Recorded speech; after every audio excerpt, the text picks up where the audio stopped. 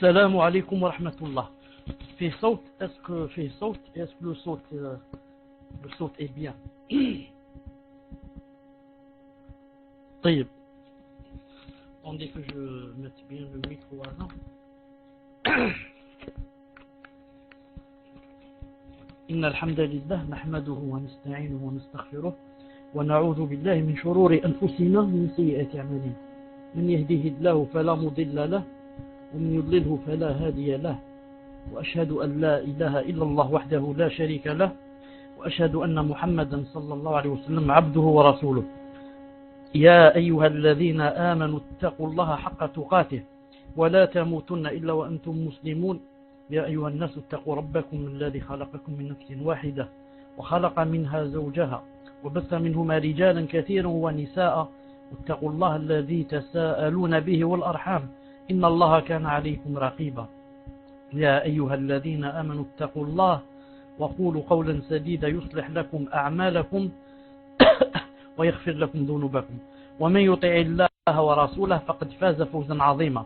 ألا إن أصدق الكلام كلام الله وخير الهدي هدي محمد صلى الله عليه وسلم وشر الأمور محدثاتها وكل محدثة بدعة وكل بدعة ضلالة وكل ضلالة في النار.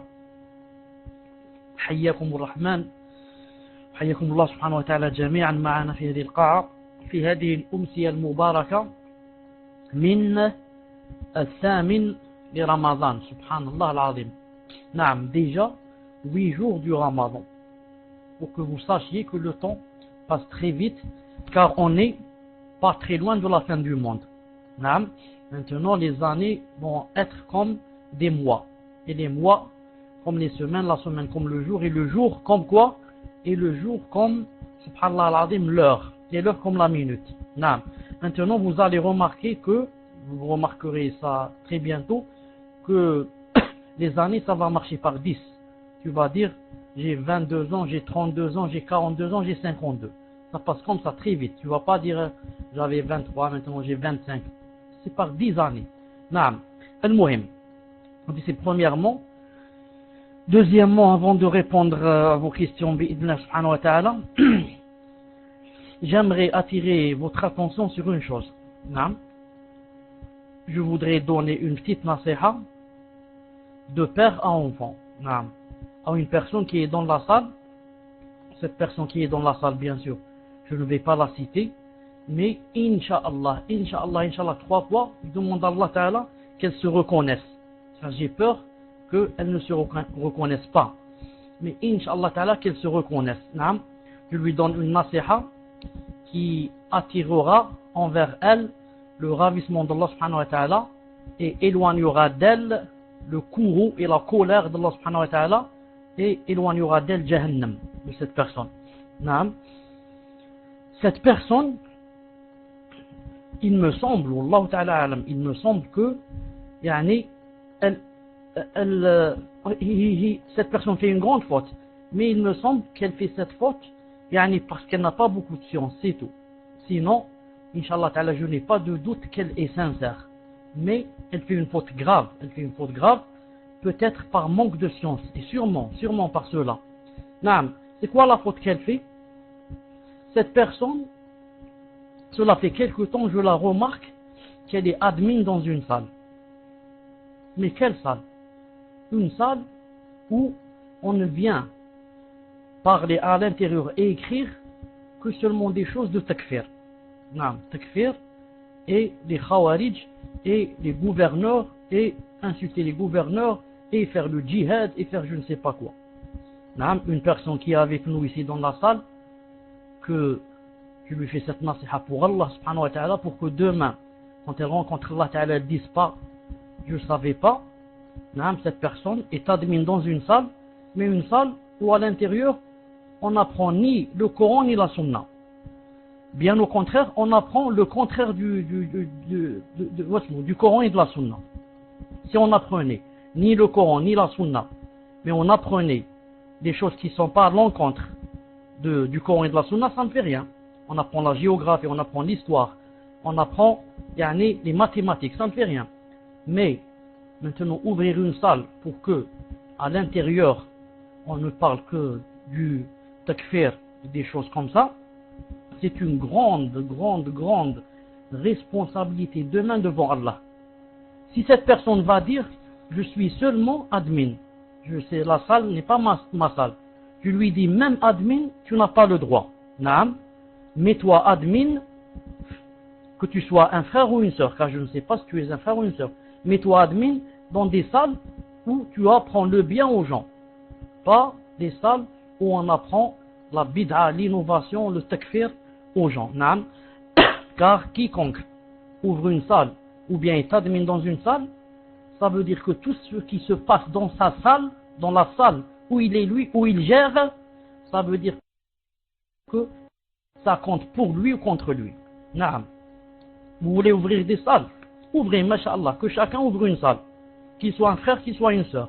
Mais, qu'est-ce qu'il va y avoir à l'intérieur de la salle? C'est ça l'essentiel. L'essentiel, c'est pas d'ouvrir nos gens dans la salle. Je vais leur apprendre ce que Allah veut et ce que son prophète aime et ce qui nous ramène au paradis. Ou là, je vais leur apprendre le takfir et le kharijisme et les choses qui mènent à Jahannam ou l'iyadhu billah. J'ai donné cette nasiha pour cette personne parce que je lui veux du bien. Allah Ta'ala est témoin qu'est-ce qu'il y a dans mon cœur, que je lui veux du bien et que j'aimerais que demain elle n'ait pas de problème quand elle rencontrera Allah subhanahu wa ta'ala. Naam. Et qu'au contraire, j'aimerais que dans sa salle, on n'apprenne que les choses que Allah Ta'ala aime. Pour qu'il soit ravi d'elle demain, il va dire à cette personne, qu'il soit un frère ou une sœur, il va lui dire, Jazakillahu khayran al islam. Tu avais une salle où on n'apprenait que les choses que j'aimais. Aujourd'hui, tu mérites le paradis. Naam, tu mérites parmi les meilleurs gens dans le paradis. C'est ce que je veux et j'aime pour cette personne. C'est pour ça que je lui ai donné et je lui donne cette nasiha. On passe, Inch'Allah Ta'ala, à la première question. Taïb. Je demande à l'admin de cette salle, naam, de nous choisir la personne qui lit. Où est la personne qui nous lit? Naam, qui nous lit. Et, Inch'Allah Ta'ala, Aliya, tafadlali bi'idhnillahi subhanahu wa ta'ala. Je libère le micro pour la personne qui lit ou qui veut lire. D'abord, qui est-elle? Qui est la personne qui va lire? Naam. Qui est la personne, Inch'Allah Ta'ala, qui va lire? Après, je vois la dernière personne qui a levé la main, c'est Firdaus. Firdaus 13015. S'il y a une personne qui va lire, qui veut lire, elle lève la main après Firdaus. S'il y a une personne qui veut lire, elle lève la main après qui? Après Firdaus.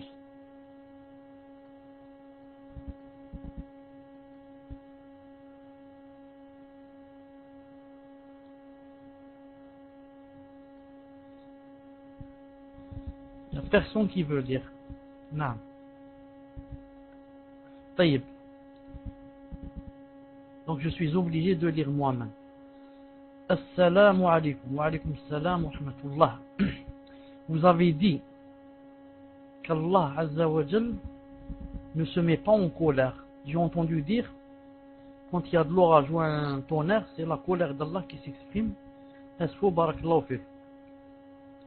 Taïb. Mettez-moi un si vous m'entendez. Mettez-moi un.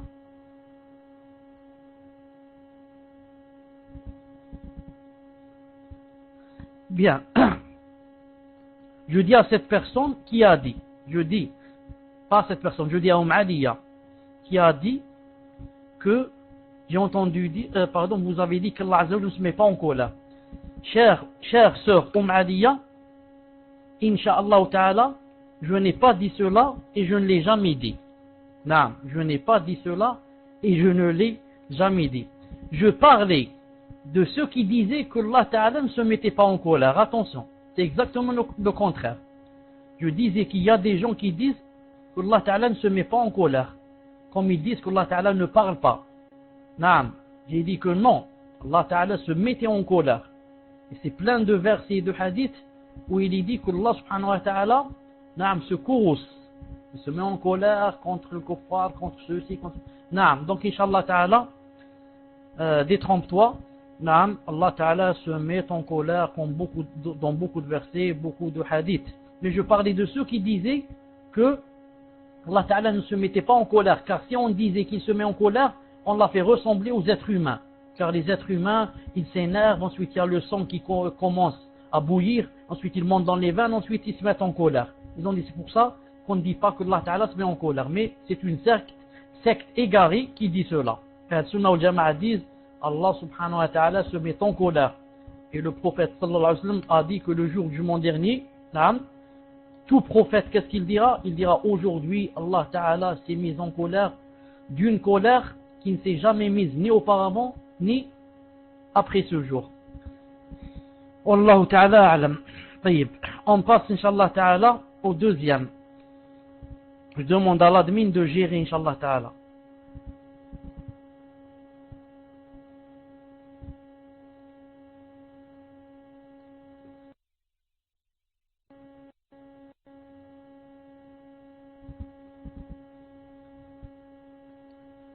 Assalamu alaikum wa alaikum salam wa rahmatullah. Avons-nous le droit de jouer au compte et loterie gratuite? On ne paye pas. On doit valider nos numéros sur des bannières publicitaires qui sont en fait des sponsors et qui payent les gagnants. Merci de donner les dalils. Je répète. Avons-nous le droit de jouer au concours gratuit? Loterie gratuite, on ne paye pas. On doit valider nos numéros sur des bannières publicitaires qui sont en fait les sponsors et qui payent les gagnants. Merci de donner les dalils. طيب. Yani vraiment, ce que veut dire Adam 2000, je ne l'ai pas compris. Mais j'essaie de répondre d'après ce que je sais. Non. Quand je joue à quelque chose, non, et une personne étrangère, non, me dit par exemple, si tu gagnes cette personne, je te donne tant. Non. Ça, c'est permis, ce n'est pas interdit. Ce n'est pas interdit. Supposons que quelqu'un me dise, tu te bagarres avec X. Si tu le fais tomber, je te donne 1000 euros. Ça, ce n'est pas interdit. Non. Mais ce qui est interdit, c'est que moi, je mette par exemple 1000 euros et mon adversaire mette 1000 euros. Et on se bagarre, celui qui gagne, il prend les 2000. Ça, c'est interdit. Non. C'est interdit. Maintenant, quand on joue des jeux, ça dépend d'abord, c'est quel jeu. C'est un jeu de loterie par exemple, c'est quel jeu. Si c'est un jeu normal, on te dit par exemple, si tu réponds à telle chose, quiconque, on va poser une question. Quiconque va répondre à cette question, je vais lui donner 100 euros. Quiconque va répondre à cette question, je lui donne une voiture. Ça, ce n'est pas interdit. Mais il ne doit pas me faire jouer quelque chose de haram. Quand par exemple, je vais tourner la roue. Je vais tourner la roue comme ça, qui tourne, comme la loterie, et j'attends. Il me dit, s'il sort tel numéro, ça, tourner la roue, c'est interdit. Mais par exemple, si c'est des questions, et je dois répondre à ces questions, ce n'est pas interdit. Il me demande de faire une chose, si je la fais bien, il me donne de l'argent. Ça, ce n'est pas interdit. Naam. Seulement, je voudrais attirer l'attention sur une chose qui est importante et que beaucoup de gens ne connaissent pas. C'est quoi? C'est par exemple, des fois, il te dit, pour gagner cette chose, pour jouer à cette chose et gagner, tu dois envoyer quelque chose. Tu dois envoyer un timbre. Tu dois envoyer un message. Ça rentre dans le haram. Pourquoi? Parce que tu as payé. Tu as payé la communication. Tu as payé le timbre, c'est-à-dire que tu as donné de l'argent. Tu as donné de l'argent pour jouer. Maintenant, il a dit, c'est des loteries gratuites. Je ne sais pas ce que ça veut dire des loteries. Franchement, je ne sais pas ce que ça veut dire. Et je sais que si quelqu'un me dit, si tu fais cette chose, tu l'as fait juste, je te donne de l'argent ou là un cadeau, ça se fait. Pourvu que la chose elle-même ne soit pas interdite. Tirage au sort, ce n'est pas interdit. Tirage au sort gratuit, ce n'est pas interdit. J'arrive dans un endroit, on me dit, venez ici, Yani, rentrez votre main et prenez un numéro. Si le numéro tombe juste, vous aurez une voiture. Ce n'est pas interdit. Naam. Et elle gagne un cadeau. Ce n'est pas interdit. Mais il faut que je ne donne rien en revanche. Je ne paye rien moi de ma part. Naam. Inch'Allah ta'ala, on passe au prochain. Tfadal. Est-il autorisé de donner des animaux vivants à manger à d'autres animaux? À d'autres animaux. Naam. Vous savez, il y a des animaux qu'on peut tuer à tout temps. Qu'on peut tuer à tout temps. Il n'y a aucun moment où il est interdit de les tuer. Entre autres, la souris. Entre autres, la souris. L'un des animaux qu'on peut tuer à tout temps. Naam. Quand par exemple, une personne m'a demandé ces jours-ci, ça m'a étonné. Vraiment, ça m'a étonné. Une personne m'a demandé, est-ce que le fait de tuer, est-ce qu'on peut tuer le cafard, et est-ce que le fait de le tuer, ça n'annule pas le siyam? Allez, franchement, ça m'a étonné. Je n'ai jamais cru que quelqu'un pouvait me poser cette question. Naam. Taïb. Maintenant, en parlant des animaux en général, non. En parlant des animaux en général, non. C'est pour ça que moi je parlais de la souris. Je ne vais pas prendre un oiseau vivant et le jeter à un chien. Naam. C'est haram. Je n'ai pas le droit de prendre un oiseau vivant et de le jeter dans la gueule du chien. Là, je lui dis, mange-le. Ça, c'est haram. D'abord, l'oiseau n'est pas nuisible. Et deuxièmement, il ne rentre pas dans les animaux qu'on peut tuer. Il ne rentre pas dans les animaux qu'on peut tuer. C'est pour ça que, naam, c'est sa nourriture habituelle si c'est lui qui l'attrape. C'est pas toi qui le lui donne. Si c'est lui qui l'attrape vivant, Allah ghalib, tu peux rien faire.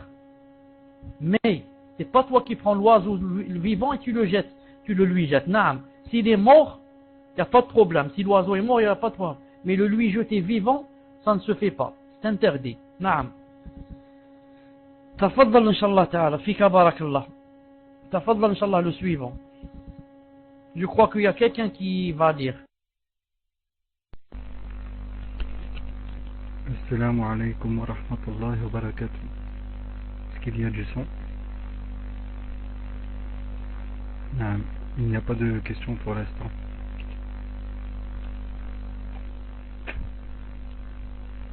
C'est la FIA du Sud.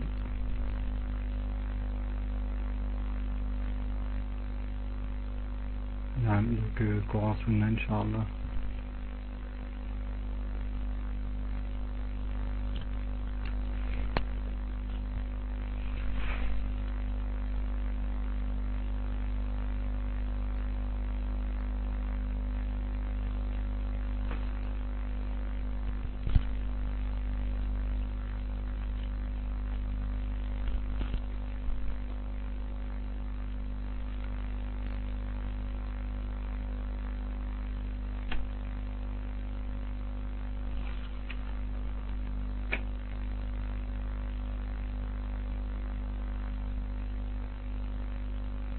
Coran Sunna, Inch'Allah.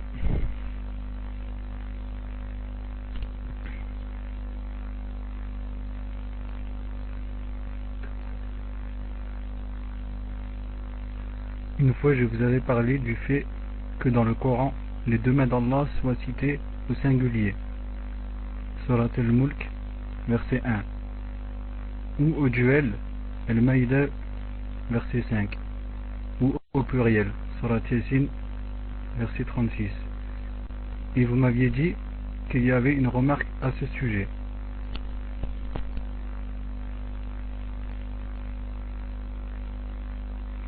Je profite de ce dars pour vous faire rappeler. Barakallahu fikum. Coran Sunna tape 1 si la question est terminée. Salam alaikum wa rahmatullah. Fi sawt.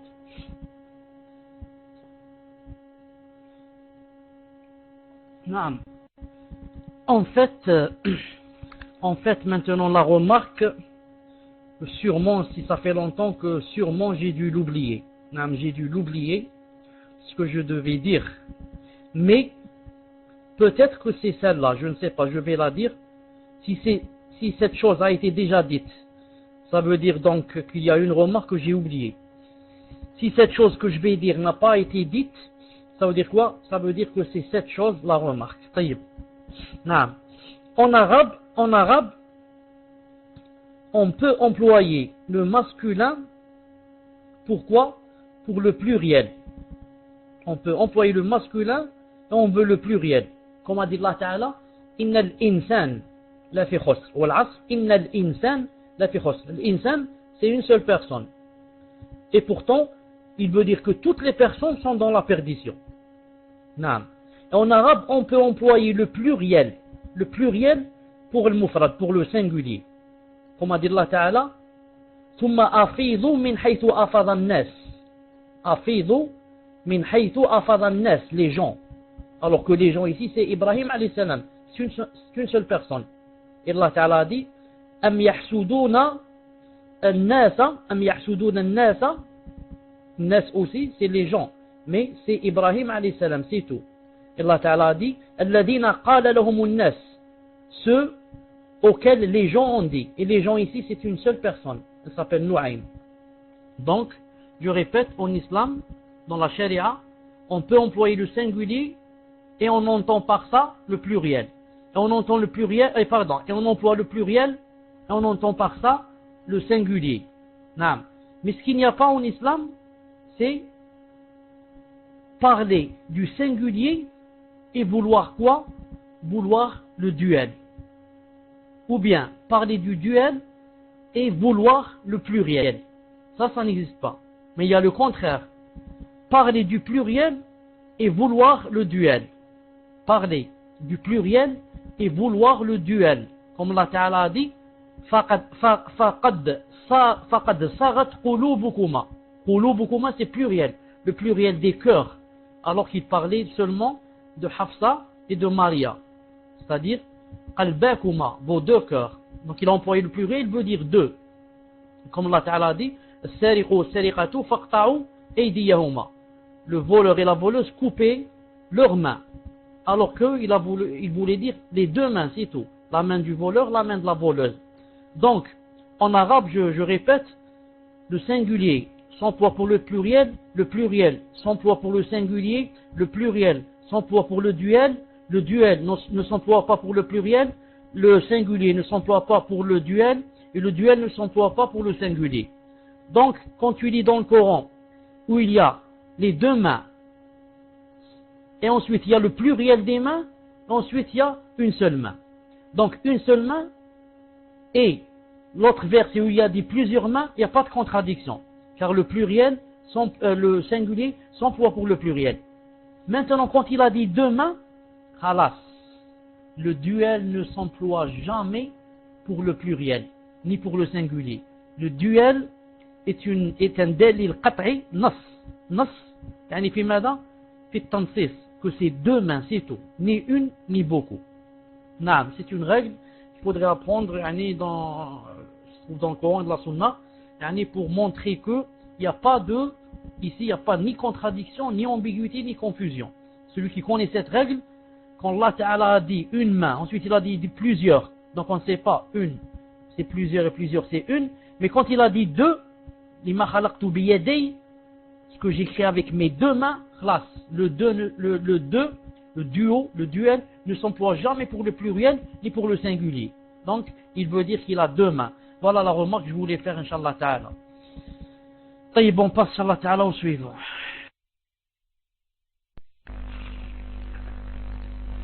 Assalamu alaikum wa rahmatullahi wa barakatuh. C'est une question urgente, min fadlikum.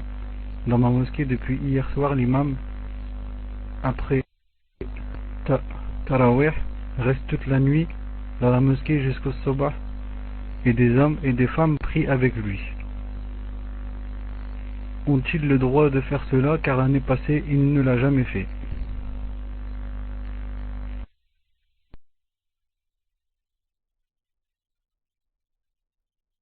Naam, ce que cet imam est en train de faire, ça va à l'encontre de la sunna du prophète sallallahu alayhi wa sallam.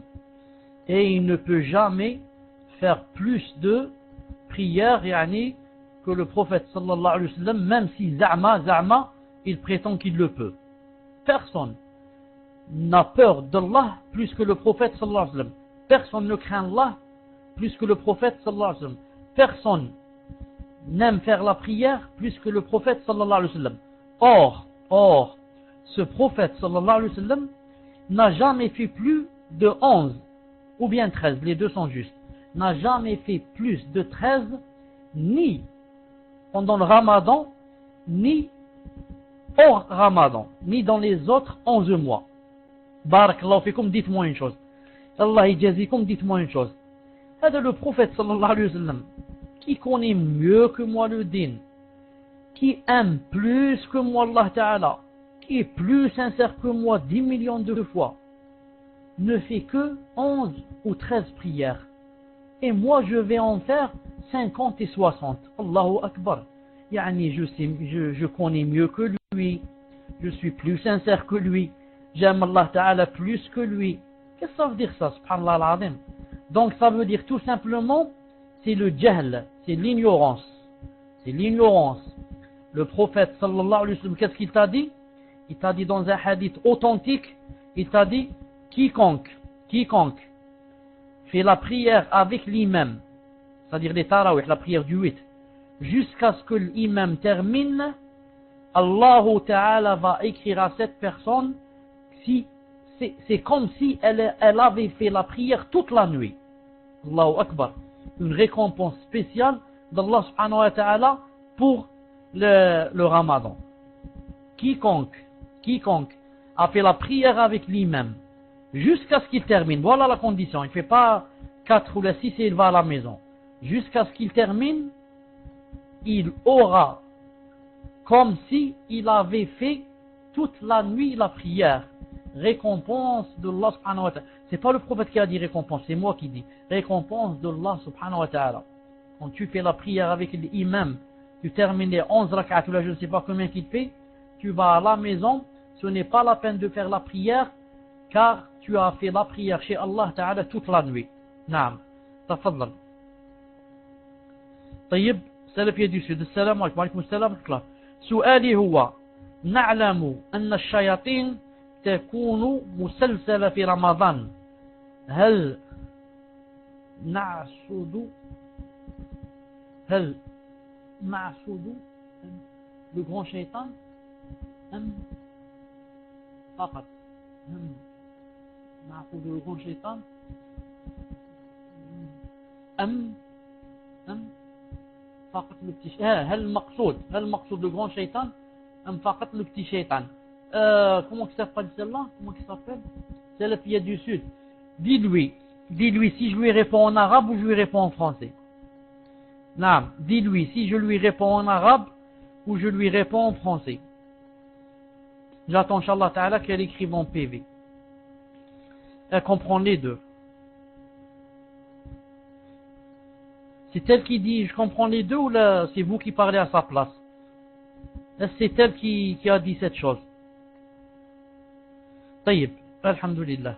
Elle m'a dit cela, alhamdulillah. Donc, puisqu'elle a dit cela, je repose la question en français. Elle a dit, tout le monde sait que, pendant le Ramadan, les shayatines sont enchaînés. Est-ce que ceux qui sont enchaînés, ce sont les grands, les chefs ou les petits? Réponse, bi'idna ta'ala, ce sont les grands, les chefs. Comme a dit le prophète sallallahu alayhi wa sallam, al-marada. Marada, ce sont les grands chefs. Et les petits ne sont pas enchaînés. Naam. C'est pourquoi vous remarquez que pendant le Ramadan, surtout pendant les 10 dernières nuits, il y a beaucoup de personnes qui sont touchées par les shayatines, subhanallah al-azim, par les petits. Naam. Pourquoi? Parce que ils savent que c'est un grand shahr, un shahr où il y a beaucoup de récompenses. Alors eux, ils ne veulent pas que on ait toute cette faveur, toutes ces récompenses, etc. C'est pour ça qu'ils font beaucoup de problèmes. Naam. Tafadhal, Inch'Allah, prochaine question. Salam alaykoum. Quels sont les orphelins qu'Allah parle dans le Coran est-ce l'orphelin de mère ou de père ou des deux parents? Est-ce que les kuffars, peut-on les considérer comme des orphelins? Une sœur veut se convertir à l'islam, quelles sont les démarches à suivre? Faut-il des témoins? Faire le rusul? Aussi dans Surat Baqarah verset 26, Allah dit: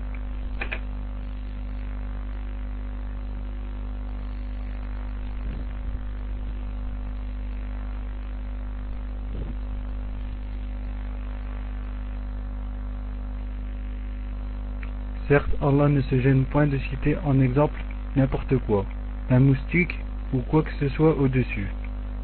Quant aux croyants, ils savent bien qu'il s'agit de la vérité venant de la part de leur Seigneur.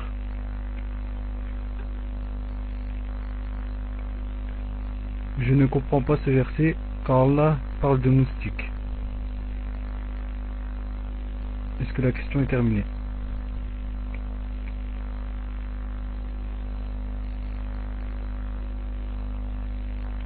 Barakallahu fikum.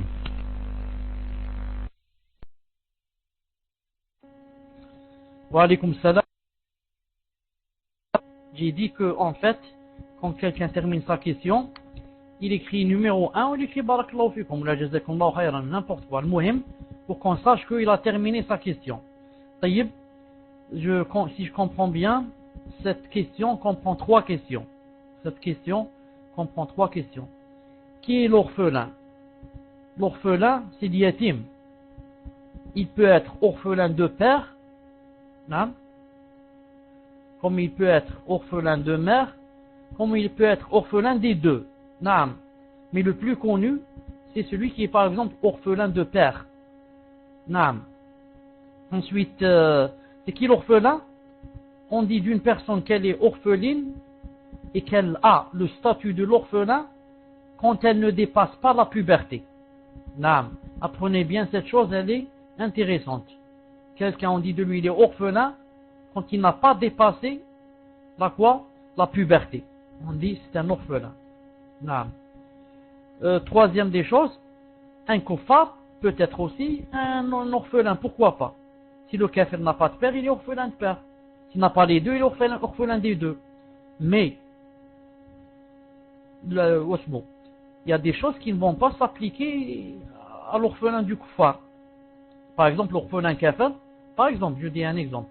Par exemple, on peut pas lui donner, par exemple, zakat al-fitr, parce que c'est un kafir. Mais j'ai montré seulement que tant qu'il n'a pas de père, par exemple, qu'il était orphelin, c'est tout. Ça ne veut pas dire que, par exemple, on va lui donner la zakat al-fitr. Non, on peut lui donner, par exemple, zakat al-mal, la zakat de l'argent, pas la zakat du fitr. Si on a dans l'intention de l'attirer vers l'islam, ou bien d'éloigner de lui le mal aux musulmans. Autre chose, j'ai une remarque ici.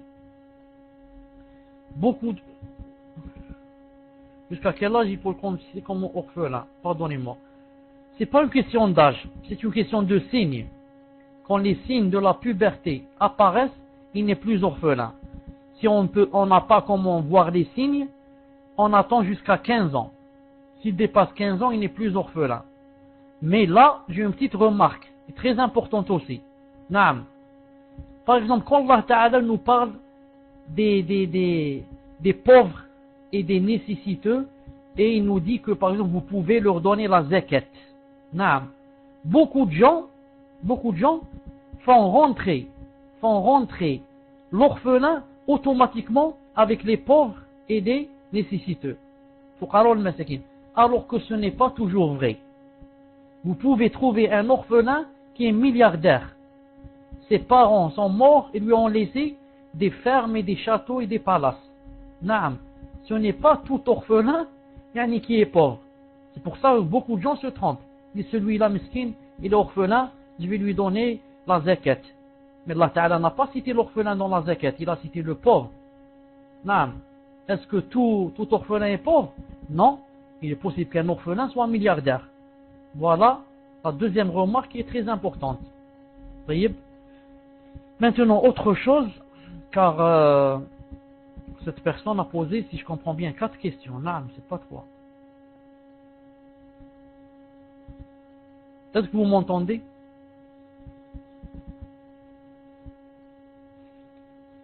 Alhamdulillah. Naam. Autre chose, je parlais de la personne qui veut rentrer en islam. Naam. La personne qui veut rentrer en islam, elle dit seulement Ashhadu an la ilaha illallah wa ashhadu anna Muhammadan abduhu wa rasuluhu. Si auparavant, elle avait un autre din, elle doit se désavouer de l'autre din. Si elle était chrétienne, elle dit Ashhadu an la ilaha illallah wahdahu la sharika lah wa ashhadu anna Muhammadan abduhu wa rasuluhu, et elle dit wa ashhadu anna Isa abdullahi wa rasuluhu. Wa ashhad que Isa, Jésus, c'est le prophète d'Allah et ce n'est pas son fils. Car auparavant, elle disait que c'était son fils ou là que c'était lui Dieu. Naam, c'est pour ça qu'elle doit corriger l'erreur dans laquelle elle était auparavant. Naam. Maintenant, après avoir dit cette chose, elle va directement, elle fait le ghusl. Pourquoi? Parce qu'elle était en janaba. Parce que toute personne qui n'est pas croyante est en janaba. Car même si elle ne fait pas la zina, même si elle ne fait pas la fornication, mais elle fait des rêves érotiques. Toute personne fait des rêves érotiques, sauf les messagers. Les messagers ne font pas de rêves érotiques. Pourquoi? Parce que le rêve érotique vient du shaitan. C'est Satan qui te fait voir des choses pour que tu vois, pour que tu aies le rêve érotique.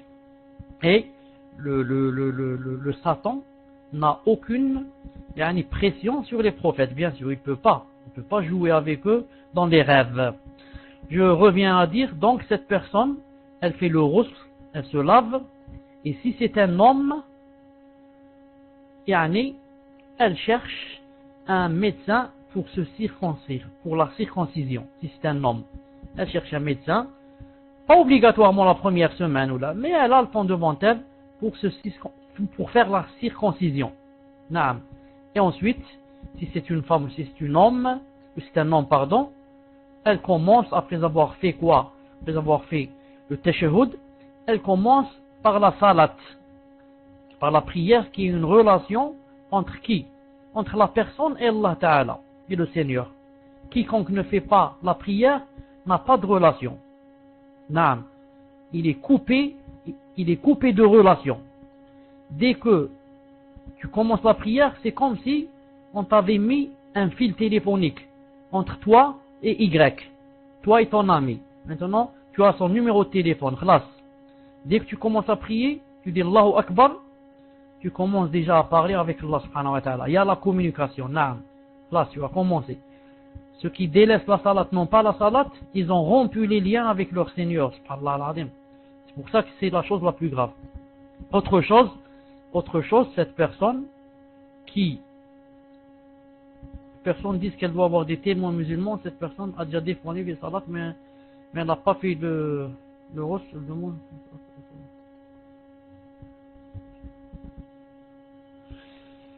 Non, elle ne peut pas faire la salat sans le ghusl. Une personne qui est rentrée en islam nouvelle, elle ne peut pas faire la salat sans le ghusl. Pourquoi? Parce que il est obligé qu'elle soit en état d'impureté majeure. Même si elle n'a pas fait la zina, elle a eu des rêves érotiques. Et elle ne s'est pas lavée. Elle s'est lavée, c'est-à-dire dans le sens de enlever les saletés. Mais elle ne s'est pas lavée avec l'intention d'éloigner l'impureté. Et cette impureté ne s'enlève et ne se lève aussi que si on fait le ghusl. Un ghusl, c'est-à-dire un lavage musulman qui commence par Bismillah et où il y a à l'intérieur les petites ablutions et qui termine par les pieds. Ce n'est pas se laver seulement avec du savon et du shampoing et se laver des parties intimes. Ceci ne suffit pas. Donc cette personne, elle doit refaire le ghusl. Elle ne refait pas les salats qui sont passées, mais elle refait le ghusl et ce n'est pas obligé pour elle pour faire des témoins. Ce n'est pas obligé pour cette personne qu'elle fasse des témoins. C'est entre elle et entre Allah. Naam. Si elle a dit cette chose, il faut qu'elle dise la phrase. Il faut qu'elle dise que je reconnais qu'il n'y a qu'Allah et que Mohammed c'est son prophète et que Jésus c'est l'un de ses prophètes. Naam. Ce n'est ni son fils, ni Dieu lui-même. Voilà, Inch'Allah Ta'ala, pour toutes les questions. Je ne sais pas si j'ai terminé, on avait tellement dans cette question. Naam. Je crois que c'était la dernière.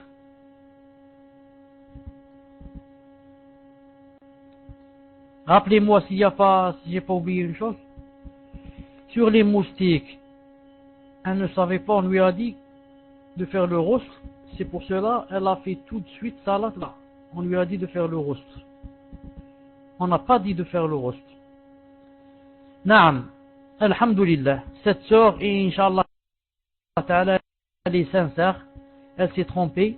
Quiconque se trompe, Allah Ta'ala ne lui quoi? Ne le châtie pas. Naam, il s'est trompé, trompe. Donc, qu'est-ce qu'elle fait maintenant? Elle refait le rousl. Elle commence la prière de nouveau.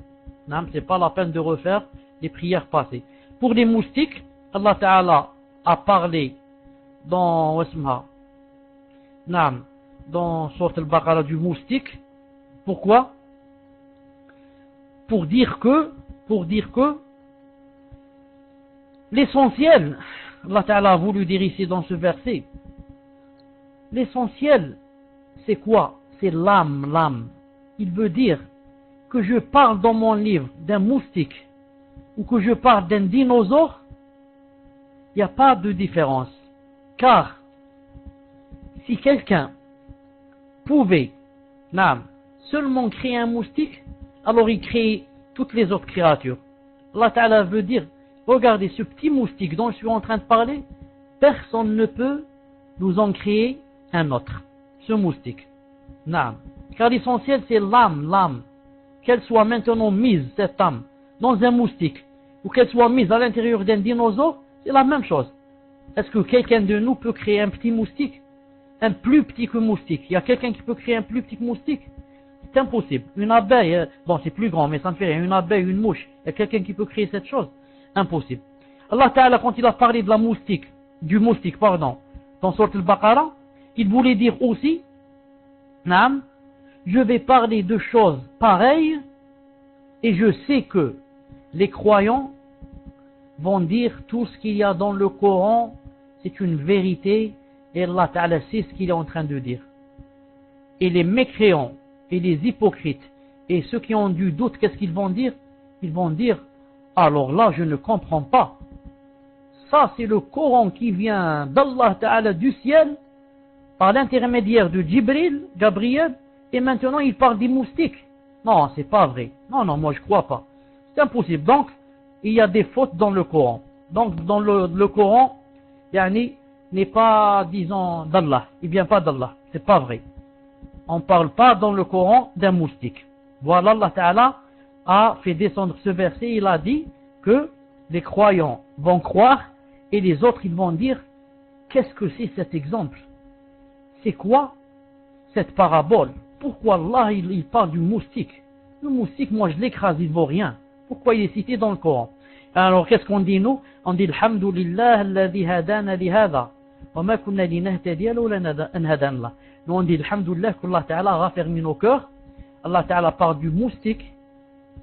On dit c'est d'Allah. Il a parlé aussi de l'abeille, de la mouche, de l'abeille, tout ça, ça existe dans le Coran. Il a parlé de l'éléphant et des prédateurs en général. Et il a parlé du chameau, il a parlé du mouton, de la vache. On dit, alhamdoulilah, tout ceci vient d'Allah subhanahu wa ta'ala. Taïb, je demande à ceux qui posent des questions, Inch'Allah ta'ala, de ne poser qu'une seule question. Car la sœur, sans le vouloir, elle a pris la place de 5 personnes, Inch'Allah ta'ala. Taïb, c'est à qui le tour? Assalamu alaikum wa rahmatullahi wa barakatuh. Je pense que là c'est à mon tour. Allahu alam. Est-ce que c'est bien mon tour?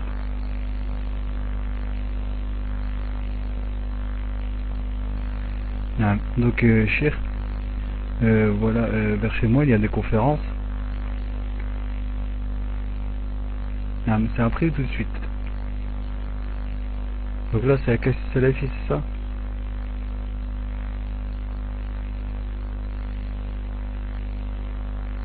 Inch'Allah. Donc Cheikh, voilà, vers chez moi il y a des conférences. Seulement les conférences qui sont données, c'est par des personnes qui ne sont pas du Minhaj Salafi. Et on a demandé à un libraire qui est du Minhaj Salafi de tenir un stand de livres. Est-ce qu'il est permis à lui de participer à ce genre de conférence, sachant que dans la salle, les frères et les sœurs, ils seront séparés de sorte que les frères seront à droite et les sœurs à gauche, ou inversement. Barakallahu fikum.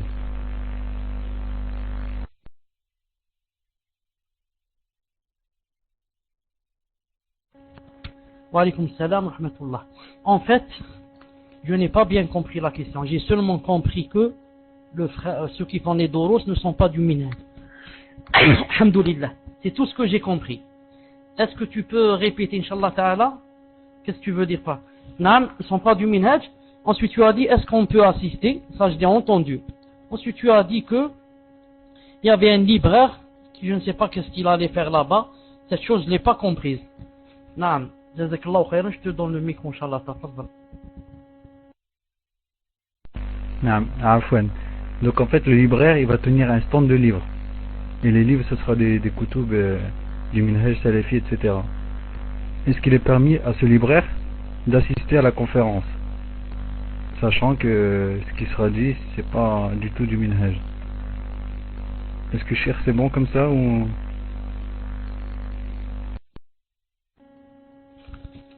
Naam, wa alaykoum salam wa rahmatullah.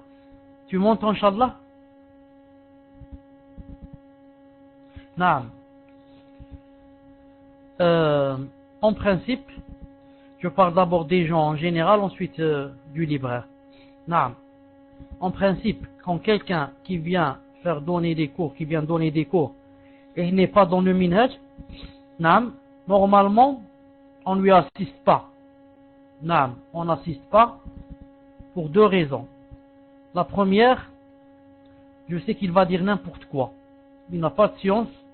Naam, il va dire n'importe quoi. Deuxièmement, peut-être j'ai pas assez de ilm, j'ai pas assez de science, et il va me faire des ambiguïtés. Moi j'ai appris des choses, et je vais entendre chez lui d'autres choses, et je risque d'être influencé, parce que je n'ai pas la science nécessaire qui me permet de réfuter ces délits et de le contrer. Naam, je n'ai pas la science nécessaire. Donc je suis obligé, presque d'accepter ce qu'il dit. Troisièmement, le fait d'aller assister, c'est déjà une approbation. Ça veut dire que j'approuve indirectement ce qu'est en train de dire cette personne. Ça veut dire que d'autres personnes qui me verront, ils diront, puisque X et Y et Z sont du minhaj, je les connais, et ils sont ici présents, c'est que cette personne, ce qu'elle est en train de dire, c'est qu'elle dit les choses vraies. C'est une personne qui est dans le vrai. Ça veut dire que indirectement, tu fais une tazkiya à ces personnes. Indirectement, tu fais une tazkiya à ces personnes. Naam, tu vas tromper les gens. Les gens vont dire, moi je connais bien X, c'est un salafi. Il y était présent. Donc, il connaît mieux que moi le minhaj. Donc, ça veut dire que celui qui parlait était dans le juste. Naam, c'est pour ça que il faut éviter d'aller là-bas, surtout que, Inch'Allah Ta'ala, tu ne vas rien apprendre. Mais tu vas apprendre des hadiths qui sont faibles, et tu vas apprendre des choses qui vont à l'encontre de la aqidah. Et ensuite, tu n'as pas la science pour te lever, pour parler, pour le contrer, et tu vas rentrer dans des... Et si tu avais cette science, tu vas rentrer dans la polémique, etc., etc., etc. Naam. C'est pour ça que, je ne conseille pas à quelqu'un d'y aller. Naam. Même pour celui qui va vendre les livres là-bas, naam, en principe, c'est mon avis, c'est tout. Il n'y va pas. Naam. Parce que quand il va lui aussi, c'est une sorte d'aide. Naam. C'est une sorte d'approbation. Il reconnaît que ce qu'il y a ici dans la salle, c'est bien. C'est pour ça que je suis venu avec mes livres. Je suis venu avec mes livres pour les lire. Naam. C'est mon avis. Hein. Demandez, Inch'Allah Ta'ala, à d'autres. Ah, naam. En fait, sa nièce, c'est justement de contrer. Naam. Si les gens le connaissent et ils savent qu'il est pour contrer, donc dans ce cas, pourquoi va-t-il assister au dars? Il peut poser ses livres directement à la sortie, sans assister dans le dars. Naam. Pourquoi va-t-il assister à une chose qui n'est pas vraie. Donc il doit, s'il est obligé de vendre pour vivre, alors il reste devant la porte et quand les gens sortent, achète, c'est tout. Mais il n'assiste pas. Naam, wallahu ta'ala a'lam.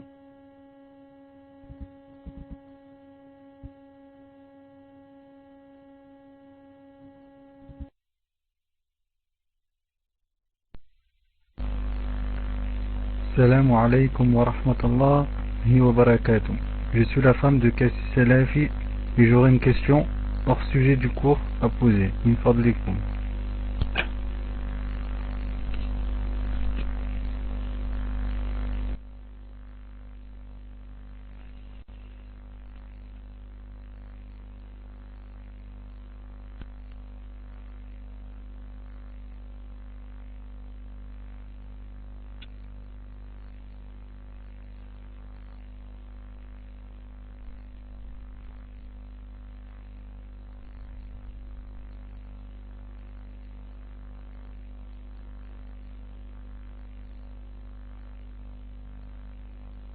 Voilà, je viens de toucher un petit héritage de la mère de mon père, qui n'était pas musulmane, mais sénile.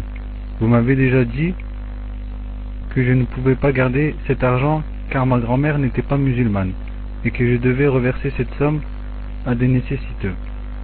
Ma question est, étant actuellement dans le besoin de racheter un véhicule, pouvons-nous disposer de cette somme et reverser par exemple 100 € par mois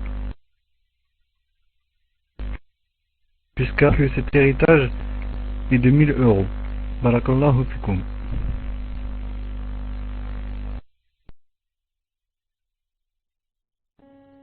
Wa alaykum salam wa rahmatullah.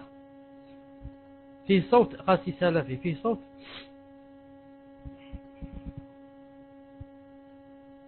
Alhamdulillah. Alhamdulillah. Cette question que tu viens de poser, subhanallah al-azim, je l'ai posée avant-hier seulement au frère Abdelmalik Ramadani. Naam. Et il a répondu que, comme je vous ai dit, que quelqu'un qui est musulman ne peut pas hériter d'un parent qui n'est pas musulman. Mais au lieu de laisser comme ça l'argent chez eux, je ne sais pas qu'est-ce qu'ils vont en faire, alors je le prends et je le donne aux nécessiteux. Au lieu de laisser l'argent à l'État, qui peut-être avec cet argent va construire des bars. Non? Toi tu prends cet argent et puisque tu n'as pas le droit de le prendre, tu le donnes aux nécessiteux. Tu le donnes à la mosquée, tu le donnes aux pauvres, tu le donnes à quelqu'un pour acheter une maison, tu le donnes et comme ça. Naam. Maintenant reste, est-ce que je peux l'utiliser comme emprunt, comme elle vient de dire ici, il vient de dire, c'est-à-dire que j'achète une chose avec cet argent, ensuite je rends cet argent. Cheikh Abdelmalik Ramadani a répondu, on ne peut pas. Naam, on ne peut pas, car ça revient à quoi? Ça revient à avoir profité de cet argent. Naam. L'emprunt, c'est, machallah, c'est une faveur.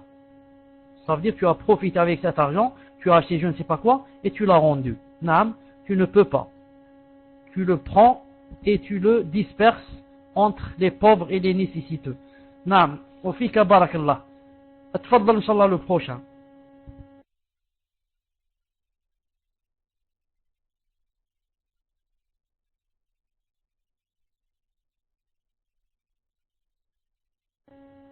C'est pour ça que ah, c'est quelque chose qui fait un peu rire.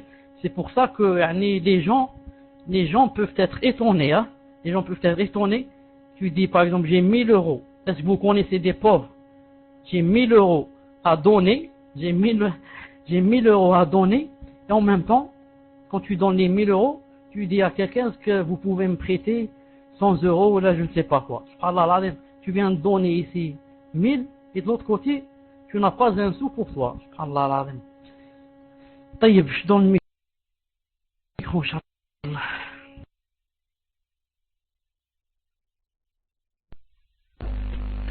Assalamu alaikum wa rahmatullahi wa barakatuh. Désolé, ma question est hors sujet. Ça concerne le Ramadan. pour la lecture du Coran. Pour ceux qui comprennent pas l'arabe, doivent-ils le lire aussi en français, ou quel est le mieux en priorité? Le lire en arabe, même si on ne le comprend pas, ou le lire en français, mais le sens des versets n'est pas à 100%.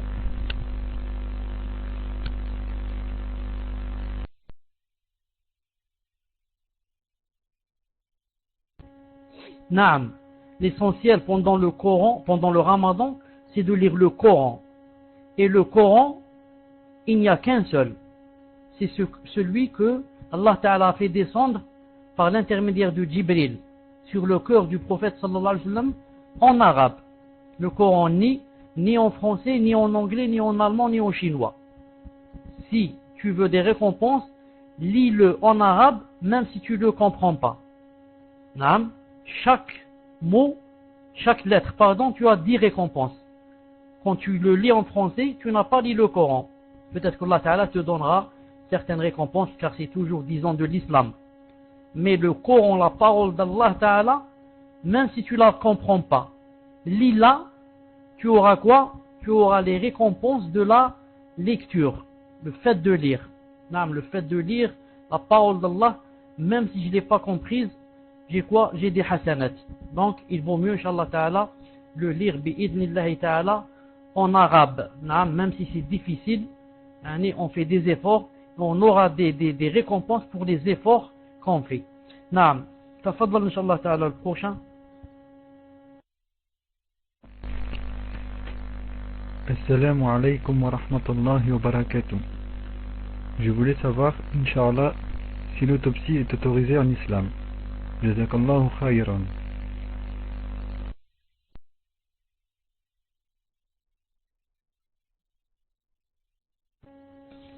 Wa alaykum salam wa rahmatullahi wa barakatuh.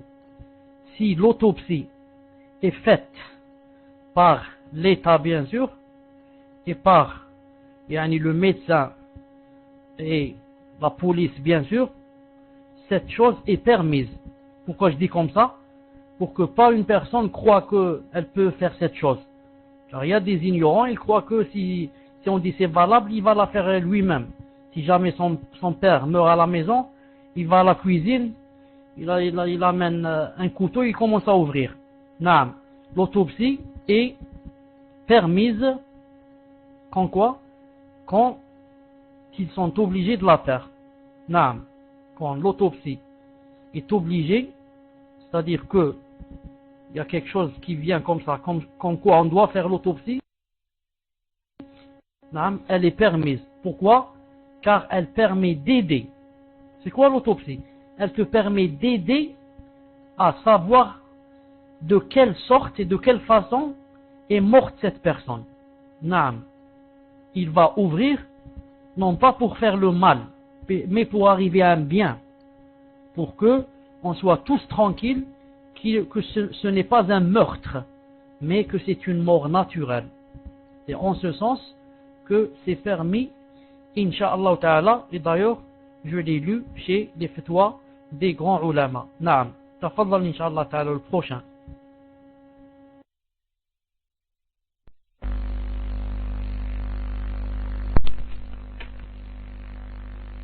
Assalamu alaikum wa rahmatullahi wa barakatuh. Ceci dit, cher, Allah dit sur la 33 verset 5, appelez-les du nom de leur père. C'est plus équitable devant Allah. Mais aujourd'hui, beaucoup de gens renient ou ne mettent en application cet ordre, soit par ignorance ou par négligence. Est-ce considéré comme un acte de kufr ou seulement un péché? Désolé d'ajouter ceci, mais certains savants disent que la voix de la femme est une awra et d'autres une fitna. Quel est l'avis le plus juste? Barakallahu fik.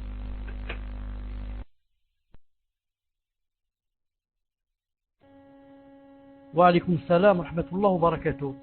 En fait, beaucoup ne comprennent pas aussi qu'est-ce que ça veut dire le verset appelez-les du nom de leur père. Naam. Beaucoup de musulmans ne savent pas qu'est-ce que ça veut dire ce verset. Ils ne savent pas qu'il y a ce verset aussi. Ce verset, Naam, veut te dire que chaque personne doit avoir le nom du père. Naam, du père biologique et non pas d'un autre père. C'est-à-dire en islam, j'ai pas le droit de changer par exemple mon nom pour que je prenne le nom de mon voisin ou le nom d'un ami. C'est interdit en islam. Il faut que je sois appelé par le nom de mon père. Il faut. Pour qu'il n'y ait pas mélange. Il n'y ait pas mélange. Sinon, si je vais m'éloigner du nom de mon père, ensuite je vais prendre un autre nom, je vais avoir des enfants plus tard qui n'auront pas le nom de mon père, mais le nouveau nom. Et donc, mes frères, ou là les enfants de mes frères, qui ont gardé le nom de mon père, peuvent se marier plus tard avec qui? Par exemple avec leur sœur. Et ils ne savent pas. Pourquoi? Parce que le nom a été changé. Mais d'autres qui ne comprennent pas aussi ce verset croient que par exemple, d'autres aussi qui ne comprennent pas aussi le verset, croient que par exemple, même en respectant quelqu'un, en lui disant par exemple Baba, en arabe on dit Baba, mon père. Par exemple, tu es dans le bus, tu dis Baba, c'est toi, tu te lèves. Certains exagérateurs qui n'ont pas compris bien sûr ce verset, croient que c'est interdit. Le fait que tu lui dis Baba, mon père ou la papa, ça veut dire que khlas. Et il est écrit chez Allah dans le tableau préservé, khlas, il est devenu ton père. Non, ça c'est pas vrai. Ça aussi c'est pas vrai. Le prophète disait à plusieurs gens, il dit Ya Ibn Ammi, Ya Ibn Akhi, Ya Kada. Alors que ce n'est pas le fils de son frère, ni son oncle, ni rien. Ça c'est une façon de parler. Une façon de parler, on dit à quelqu'un Baba, Mama, Kada. Ça se dit, c'est pas ça l'interdit. L'interdit c'est que je change mon nom vers un autre nom, alors que je dois garder le nom de mon père. C'est pour ça qu'en islam, normalement la femme, on ne dit pas Madame X. Par exemple, moi je m'appelle Chalabi. Normalement ma femme, c'est pas Madame Chalabi. Ma femme c'est avec son nom de famille de son père, pas le mien. Pas le mien, naam. Mais on dit épouse de qui? Naam. C'est Madame, avec le nom de son père, épouse de X. Pour que les gens savent que c'est ma femme. Naam. Autre chose, naam. Donc ceux qui font cette faute, ce n'est pas du kufr. Ce n'est pas du kufr. Naam. Mais si quelqu'un veut prendre le nom du mari, il veut le prendre exprès, sciemment, celui-là il a fait un péché. Mais si maintenant, c'est la loi qui fait comme ça, comme en Algérie ou comme partout, la loi te fait appeler par le nom de ton mari, là tu n'as pas de péché. Ce n'est pas toi qui as voulu cette chose. On t'a forcé. C'est eux qui ont écrit cela dans le livret de famille ou bien dans la carte d'identité. C'est pas moi qui ai voulu cette chose. Quant à la voix de la femme, Allah Ta'ala, voilà la vie le plus juste, n'a pas interdit à la femme de parler. Il lui a interdit d'embellir sa voix quand elle parle, c'est tout. Allah Ta'ala n'a pas interdit à la femme de parler avec l'homme. Mais il lui a interdit quand elle parle avec l'homme d'embellir sa voix. Et il lui a interdit qu'elle parle avec l'homme sans raison valable. Naam, sans raison valable. Quelqu'un qui est assis, elle lui dit comment allez-vous, etc., où est-ce que vous travaillez, etc. Ça c'est interdit. C'est qui celui-là? C'est ni mon père, ni mon frère, ni c'est qui? Ni mon oncle. Ça c'est interdit. Maintenant, si quelqu'un lui parle, ou bien elle veut parler, pour une raison valable, elle n'embellit pas sa voix. Car sa voix embellie devient une fitna.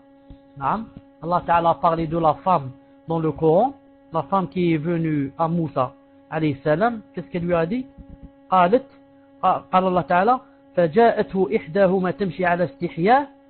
Une des deux sœurs est venue vers Moussa en marchant avec pudeur. Regardez bien, il a dit en marchant avec pudeur. C'est pas en marchant en balançant, ni avec les talons qui font du bruit. Qu'est-ce qu'elle lui a dit?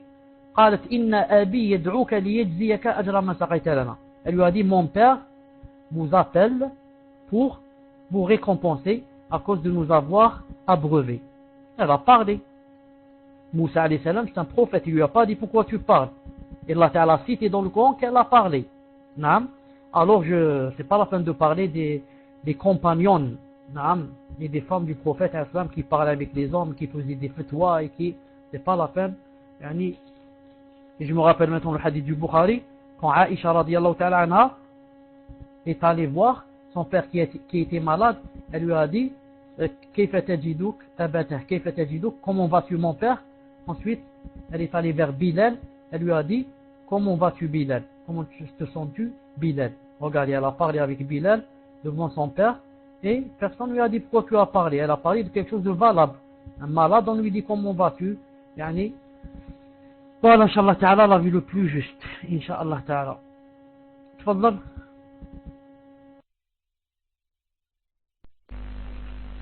Assalamu alaikum, Cheikh. Je vous avais posé la question la dernière fois au sujet de la femme qui veut faire retarder ses menstrues pour l'irtikaf. Vous m'avez dit que plusieurs savants l'ont autorisé pour l'irtikaf, la umrah et le hajj. Pourrais-je avoir quelques noms de savants qui se sont prononcés dans ce sens? Jazakumullahu khayran.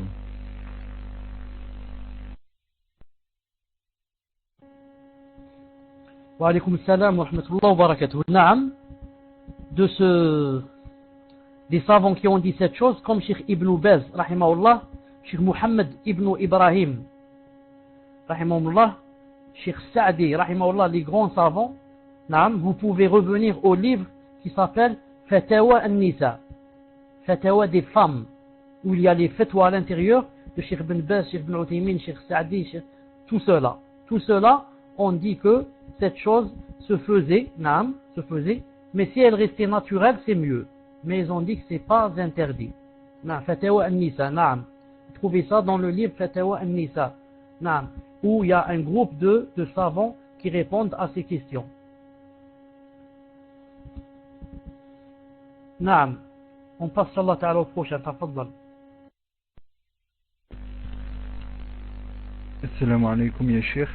Je vois qu'il y a plusieurs questions et on m'a fait une remarque en PV. L'un des amines m'a dit de poser une seule question. Donc je vous laisse Inch'Allah lire la question et Inch'Allah vous regroupez les réponses ou je ne sais pas comment vous allez faire. Barakallahu fik ya Cheikh. Ok, Inch'Allah. Assalamu alaikum.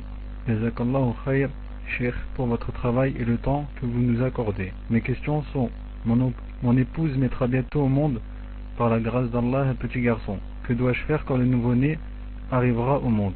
Quel doua lui faire? Est-ce que lui faire l'azan et l'iqama dans les oreilles est une bonne chose? Ou y a-t-il une doua à faire? Concernant la aqiqa, doit-elle se dérouler obligatoirement le 7e jour? Doit-on peser les cheveux du nouveau-né et sortir son poids en or ou en argent? Barakallahu fikum pour vos réponses. Pardonnez-moi si je vous pose plusieurs questions, mais c'est très important et cela englobe le même thème. Jazakallahu khayr.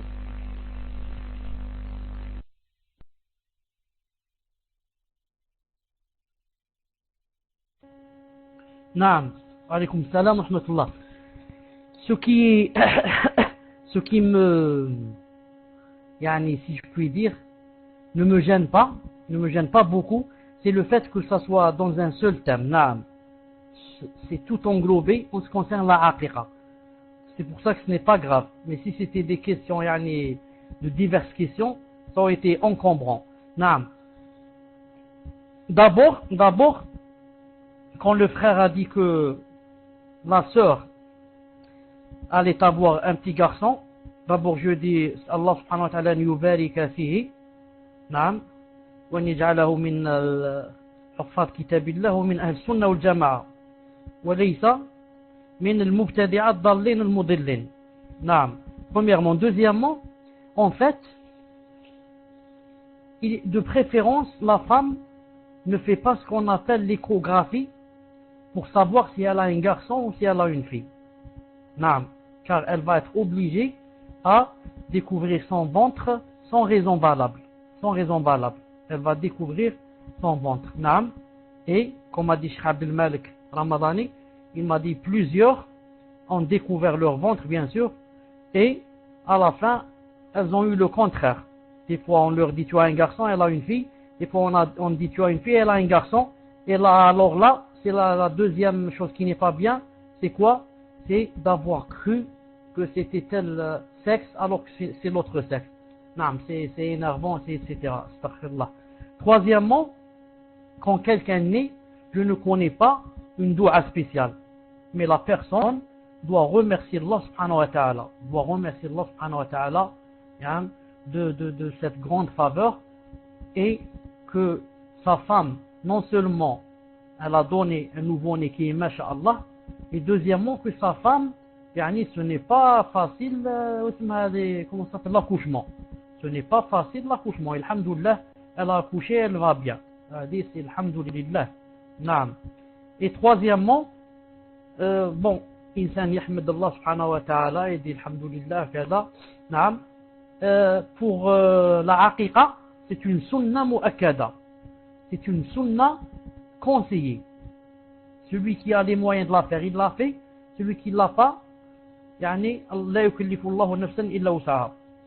Pour un garçon, si on peut, on doit égorger 2 moutons. Et pour une femme, un seul mouton. Et pour une fille. Mais si on n'a pas, même pour le garçon, on peut égorger un seul mouton, comme a fait le prophète sallallahu alayhi wa sallam avec le Hassan ou le Hussein. Il a égorgé pour chacun un seul mouton. Un mouton, un mouton. Mais le mieux c'est quoi? C'est 2. Quand on a quoi? Quand on a les moyens. Naam. Quant à le 7e jour, le prophète sallallahu alayhi wa sallam a dit dans le hadith authentique, authentifié par Sheikh Al-Albani rahimahullah, dans Sahih Al-Jami', il a dit, la aqiqa c'est le 7e jour, ou le 14e jour, ou le 21e jour. Ce sont les 3 jours qui sont les meilleurs de l'année. Le 7e jour, si on ne peut pas, j'ai pas eu les moyens. Le 14e jour, j'ai les moyens, je l'ai fait. J'ai pas les moyens. Tu attends jusqu'au 21e jour. Si ces 3 moments passent, tu n'as pas fait la aqiqa, ensuite tu peux la faire n'importe quel moment, mais elle n'a pas, bien sûr, de récompense comme si quelqu'un l'avait faite le 7e, 14e ou 21e jour pour quelqu'un qui avait les moyens. Naam. Pour le nom, ceux qui ont déjà préparé le nom, ils peuvent appeler la personne le premier jour où elle naît. Dès qu'elle naît le premier jour, on peut l'appeler. Celui-là c'est Mohammed ou là c'est Abdel Qadir ou là. Sinon, on l'appelle le 7e jour, comme a dit le prophète sallallahu alayhi wa sallam. Sinon, on l'appelle, on le nomme, disons, le 7e jour. Naam. Et on lui coupe les cheveux. On lui coupe les cheveux et on les pèse. Ensuite, on voit le poids. Si c'est par exemple 3 grammes, on va demander combien coûte 1 gramme en argent. Le métal d'argent, c'est combien 1 gramme? Si on nous dit par exemple 1 gramme, c'est 10 euros. Je multiplie 10 euros par 3 grammes de cheveux. Ça donne 30 euros. Je les donne aux pauvres et aux nécessiteux. Voilà, Inch'Allah Ta'ala, le résumé de la aqiqa. Et pour les cheveux, quand on les rase, que ça soit une fille ou que ça soit un garçon. Naam. Car la fille, comme c'est dans le hadith de Mawta de l'imam Malik, rahimahullah, où il est dit que Fatima, radiallahu ta'ala anha, a rasé les cheveux de sa fille Zaynab. Radiallahu ta'ala anha. Et Inch'Allah Ta'ala, jazakallah khair. Tfadlal, Inch'Allah. Le prochain, Inch'Allah.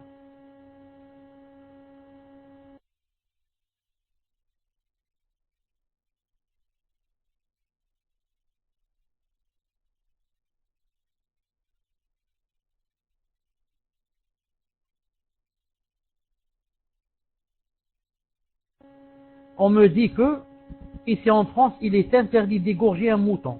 Comment faire pour la aqiqa? Franchement, si les gens disent on a tout vu, moi je vais dire on a tout entendu. C'est la première fois que j'entends dans ma vie qu'il est interdit d'égorger un mouton. C'est la première fois que je l'entends dans ma vie. Je n'ai jamais entendu que c'était interdit en France d'égorger un mouton, subhanallah al-azim. On aura tout entendu. Naam. Naam, si c'est interdit, je peux alors donner l'argent à quelqu'un, par exemple en Algérie ou là je sais pas où. Tu lui dis égorge un mouton à ma place. Non, égorge un mouton à ma place. On peut dans l'abattoir. Non. Voilà, wasma ummanel. Ummanel, c'est interdit de l'égorger à la maison. Non. Mais dans l'abattoir, ce n'est pas interdit.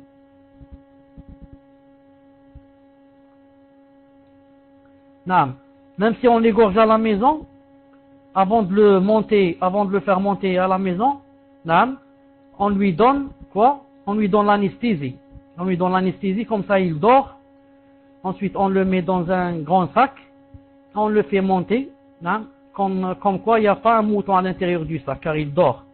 Non. Ensuite, à la maison, on le laisse quand il se réveille. Et on ne le laisse pas faire bah bah pour qu'il n'entende pas. Non.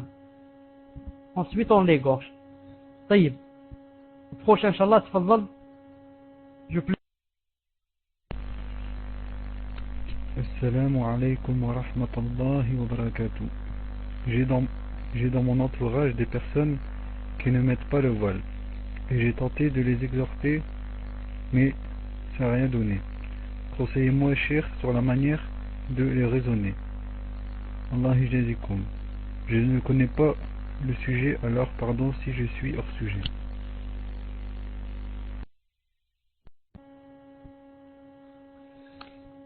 Il faut savoir que quand on est dans l'entourage,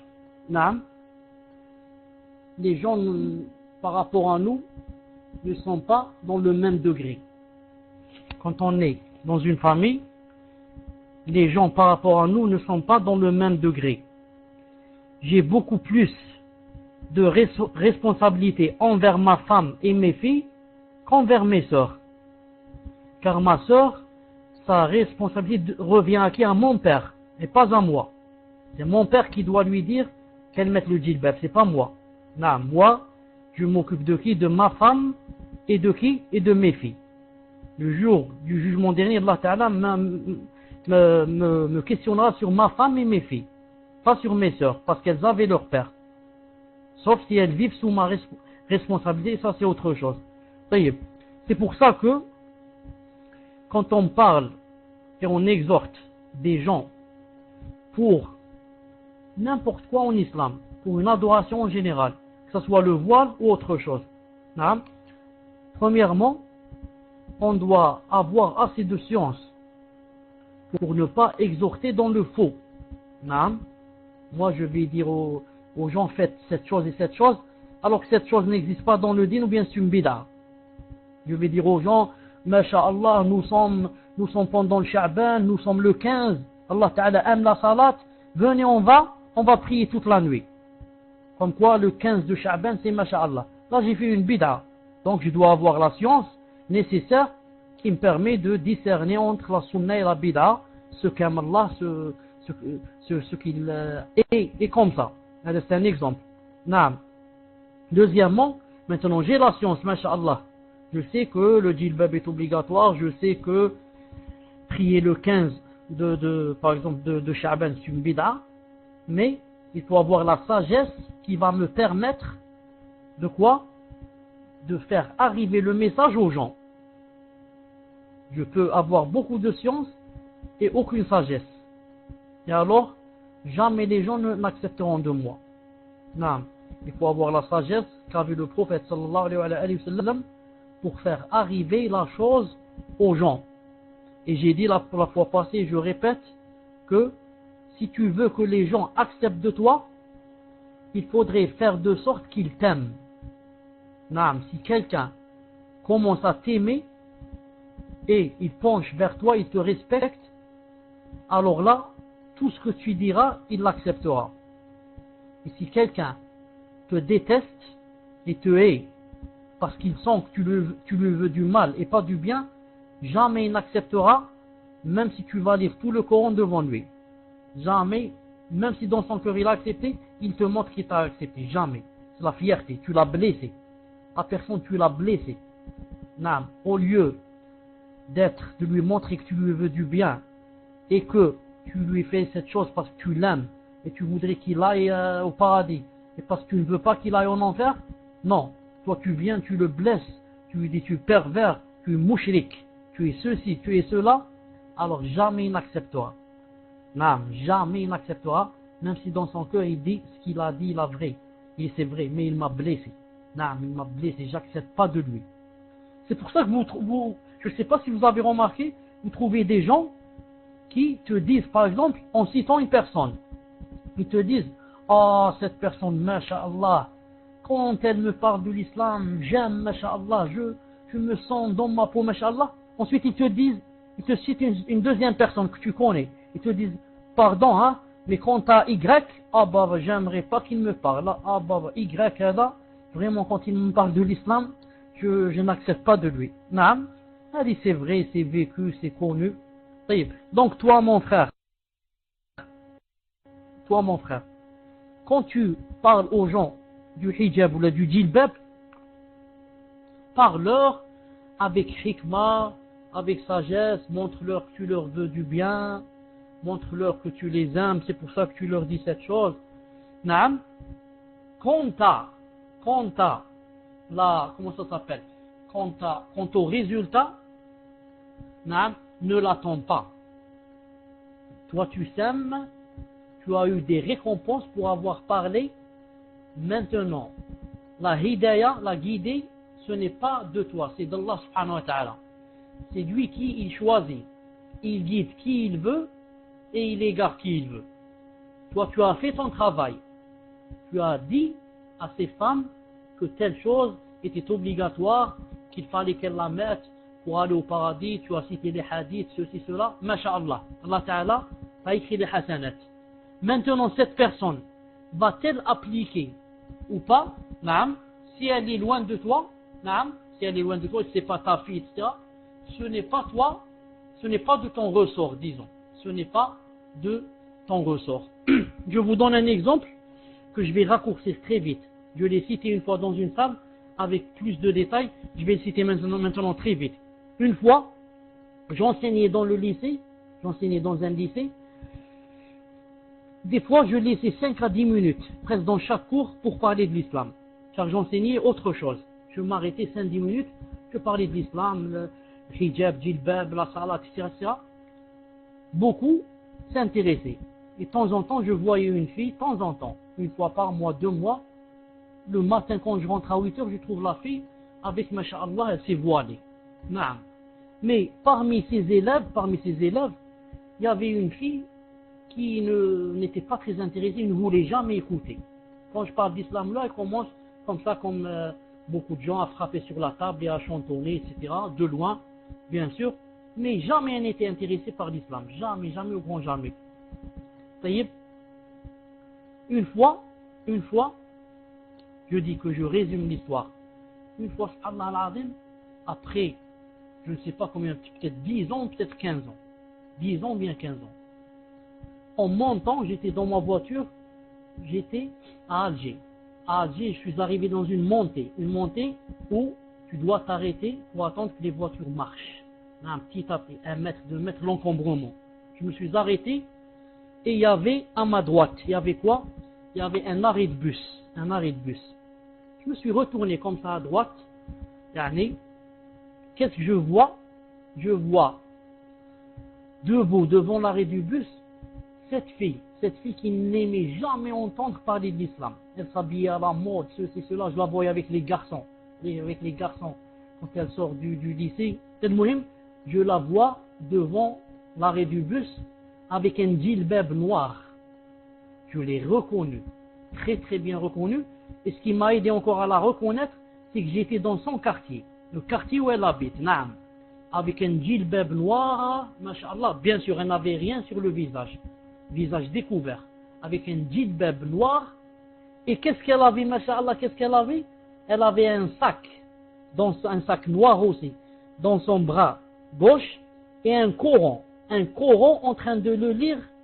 Subhanallah al-azim, ce qui m'a vraiment touché, c'est qu'elle était avec le Coran, un petit Coran comme ça, qu'on peut sortir du sac, en train de le lire debout. Je me suis dit, Allahu Akbar, la ilaha illallah, inna Allah yahdi man yasha wa yudillu man yasha. Cette fille, si je l'avais jamais rencontrée, et j'aurais parlé d'elle, j'aurais dit, c'est la plus loin de l'islam. Elle n'aime pas. Quand je parle de l'islam, elle chantonne et elle frappe comme ça sur la table. Elle commence à tabbal yani. Et je ne suis pas intéressé, elle chante. Et subhanallah al-azim, avec le djilbab et quoi? Et le Coran. Ce qui est étonnant, le Coran. Tu trouves beaucoup de femmes avec le djilbab debout devant l'arrêt, mais jamais tu trouves une fille avec le Coran en train de lire. Ça veut dire que vraiment elle était touchée par l'islam, etc. Naam. Donc ça, pourquoi je l'ai dit? Je veux te dire, toi tu parles aujourd'hui et laisse les fruits. Laisse les fruits pour 10 ans, pour 15 ans, ce n'est pas ton ressort. Parle seulement. Sème et marche. Et laisse la chose venir, Inch'Allah Ta'ala, d'elle-même, bi'idnillahi, subhanahu wa ta'ala. Encore une ou deux questions. Tfaddal, Inch'Allah. Salam alaykum wa rahmatullahi wa barakatuh. Cheikh, je voudrais savoir quels sont les actes qui permettent d'augmenter la crainte d'Allah Azza wa Jal et la patience.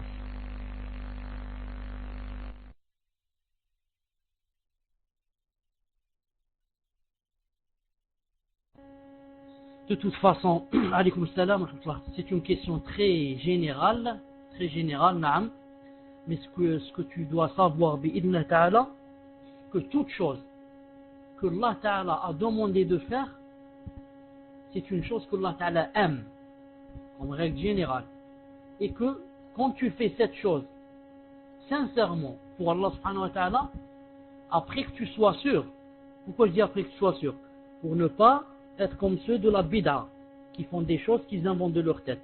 Je dis après que tu sois sûr que cette chose existe dans la charia, maintenant tu l'as fait sincèrement, tu as rempli les deux conditions, c'est-à-dire la science et la sincérité. Maintenant, à chaque fois que tu fais une chose pour Allah subhanahu wa ta'ala, une action, à chaque fois que tu sens quoi? Tu sens qu'il y a quelque chose dans ton cœur qui augmente. Tu sens la foi qui commence à augmenter.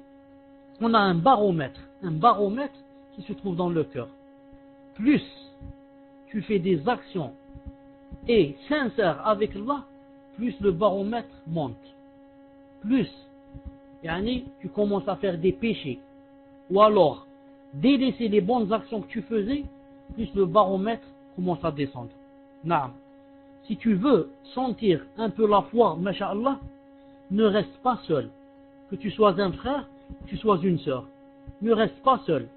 Essaye d'être en groupe. Fais la connaissance avec deux ou trois personnes qui sont, masha'Allah, dans le minhaj, pour vous rencontrer, pour lire, pour étudier ensemble, pour écouter des choses. Naam. Invitez-vous à la maison, à manger, naam, en prenant un livre à la fin pour le lire, en écoutant quelque chose. Naam. À chaque fois qu'une personne penche vers la solitude, c'est comme le prophète quand il a dit le shaitan, alors qu'est-ce qu'il va faire? Il va profiter sur cette personne. C'est comme le loup, ou le chacal. Quand il y a un groupe de moutons, il a peur. Il n'est pas fou le chacal de sauter sur le groupe. S'il saute sur un mouton, tous les moutons vont le frapper avec les cornes. Qu'est-ce qu'il attend? Il attend qu'un des moutons dérive, aille un peu à droite ou à gauche, naam, pour boire ou là pour je ne sais pas quoi. Là, il profite, il saute sur lui. Naam. Donc, en général, Allah subhanahu wa ta'ala est quoi? Est Karim. Allah subhanahu wa ta'ala est généreux. Tu veux t'approcher d'Allah subhanahu wa ta'ala en faisant seulement un menton, Allah subhanahu wa ta'ala s'approche de toi d'une coudée. Tu veux aller vers Allah en marchant, il vient vers toi en courant, comme c'est dans le hadith sahih. Quiconque ne sent pas la halawa, la saveur de la foi dans son cœur, ça veut dire que quoi? Il doit rendre les fautes sur lui-même. Comment on dit yettahim, comment on dit yettahim en français? Yettahim, ça veut dire, je dis que c'est cette personne qui m'a tué, ou là, cette personne qui m'a volé, ou là, comment on dit d'une personne? Yettahim. Attendez, je cherche le mot. Il accuse, je l'ai trouvé. Alhamdulillah. Donc, quiconque sent que sa foi est faible, qu'il s'accuse soi-même.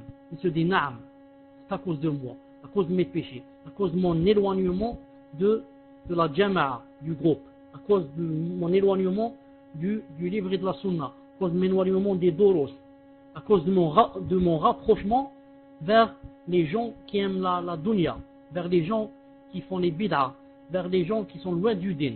Vous savez, à chaque fois que on s'éloigne du groupe, le vrai groupe de Al-Sunnah et Jama'a, ça veut dire qu'on a penché vers l'autre groupe, qui sont dans la bid'a, qui sont dans l'égarement.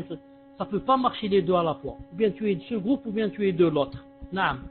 Et quand tu vas avec l'autre groupe, même si ce n'est pas un groupe d'égarés, un groupe de la dunya, des gens qui, ça ne leur dit pas beaucoup de faire la prière à l'heure, des gens qui ne sont pas voilés, des gens qui ne parlent pas de din, qu'est-ce qu'ils vont te faire? Ils vont te faiblir. Naam. À chaque fois, ils te prennent un cheveu de la tête, un petit cheveu. Et toi, tu ne remarques pas. Après 5-6 ans, tu te trouves chauve. Tu dis, subhanallah, mais j'ai plus de cheveux sur la tête. La même chose. À chaque fois, ils t'enlèvent quelque chose de ton cœur, du din. Et ils te mettent la dunya dans ton cœur. Ils t'enlèvent le din, ils te mettent la dunya. Ils t'enlèvent jusqu'à ce que tu dises, les gens ont, masha'Allah, la voiture, ils ont les maisons, et moi je n'ai rien. Moi je suis seulement là, en train de faire la prière, etc. Non, ils vont t'affaiblir. Ils vont t'affaiblir. C'est pourquoi il ne faut pas trop, il ne faut pas du tout s'asseoir avec ces gens. Comme a dit le prophète sallallahu alayhi wa sallam, la tusahib illa mu'minan. Le prophète alayhi wa sallam a dit, comment on dit sahib, ne prend comme ami qu'un croyant. Qu'est-ce qu'il veut dire ici par croyant? C'est pas un musulman, non. Un croyant, quelqu'un qui est musulman, mais qui, masha'Allah, il a la foi, masha'Allah. Naam. Il a dit, la tusahib illa mu'minan. Naam. Donc voilà en général, pour ta réponse, Allah Ta'ala. Il reste le temps de poser une ou deux questions pour que ça soit 1h30 chez moi. Il est 1h27. Tafadhal.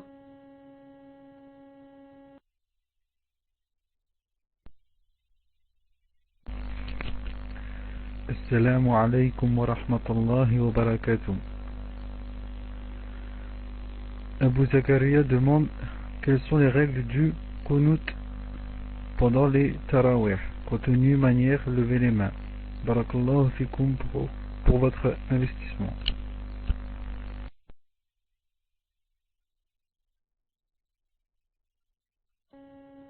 Naam, alaykoum salam wa rahmatullahi wa barakatuh. Pour le qunut, il parle de qui? Le qunut pendant les tarawih. Naam.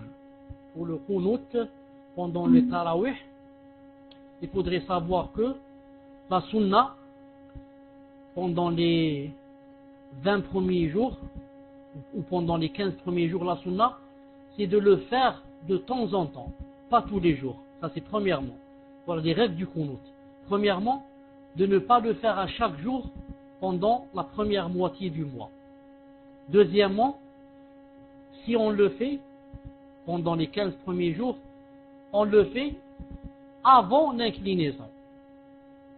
C'est-à-dire on lit, ensuite, maintenant avant de s'incliner, je commence le qunut.